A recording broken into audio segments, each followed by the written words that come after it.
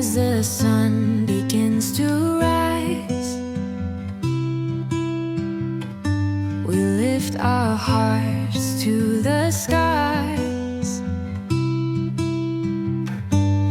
Jesus, you're our guide and light.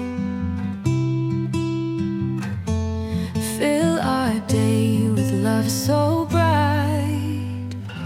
Morning devotion, we come in.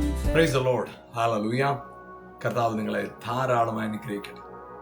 മത്തായിയുടെ സുവിശേഷം 16 വാക്യത്തിൽ ഇങ്ങനെയാണ് കാണുന്നത്. അതിന് പത്രോസ്, നീ ജീവനുള്ള ദൈവത്തിന്റെ പുത്രനായ ക്രിസ്തു എന്ന് പറഞ്ഞു.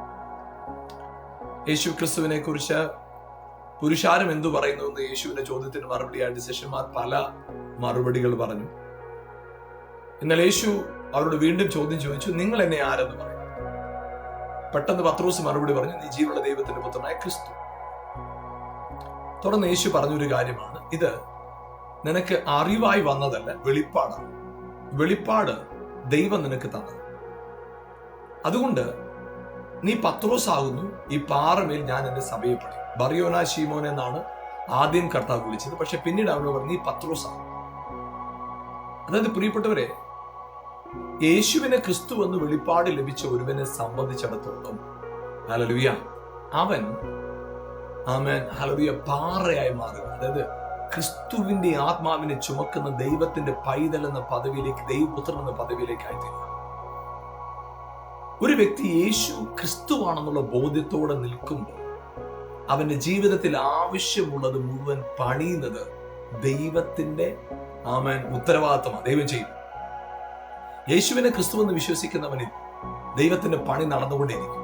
നിങ്ങളുടെ ജീവിതവും സാഹചര്യം എന്തുമാണ്, നിങ്ങളിൽ പണിയുന്നവൻ കർത്താവാണ്.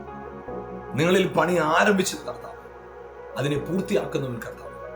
ആദാമിൽ ആരംഭിച്ച പ്രവൃത്തി ക്രിസ്തുവിൽ പൂർത്തിയാക്കിയെങ്കിൽ, ആമേൻ, അത് നമ്മിൽ നിവർത്തിയാക്കിയെങ്കിൽ, ഹല്ലേലൂയ, പ്രിയപ്പെട്ടവരെ, ഇന്നും ആ പ്രവൃത്തി തുടർന്നുകൊണ്ടേയിരിക്കുന്നത്. നിങ്ങൾ യേശുവിനെ ക്രിസ്തു എന്ന് വിശ്വസിക്കുമ്പോൾ നിങ്ങളുടെ അകത്ത് ദൈവം വസിക്കുന്ന ബോധ്യത്തോടെ, നിങ്ങൾ ദൈവത്തിന്റെ മകനാണെന്നുള്ള ബോധ്യത്തിൽ മാത്രം നിന്നാൽ മതി. മറ്റുള്ളത് മുഴുവൻ അവൻ ചെയ്തെടുക്കും. നിങ്ങളുടെ ജീവിതത്തിന് ആവശ്യമുള്ളത് മുഴുവൻ അവന്റെ ഭണ്ഡാരത്തിലുണ്ട്, അവന്റെ കരങ്ങളിലുണ്ട്, അവന്റെ നിക്ഷേപത്തിലുണ്ട്. അവനത് നിങ്ങളിൽ നിക്ഷേപിച്ചിട്ടുണ്ട്. ഇന്ന് പകൽ നിങ്ങളുടെ ജീവിതത്തിൽ ഈ ഒറ്റ വെളിപ്പാടോടുകൂടി നിന്നാൽ മതി. നിങ്ങളുടെ ജീവിതം അർത്ഥവത്തായി തീരും, അനുഗ്രഹമായി തീരും. കർത്താവ് നിങ്ങളെ ധാരാളമായി അനുഗ്രഹിക്കട്ടെ. God bless you. ആമേൻ.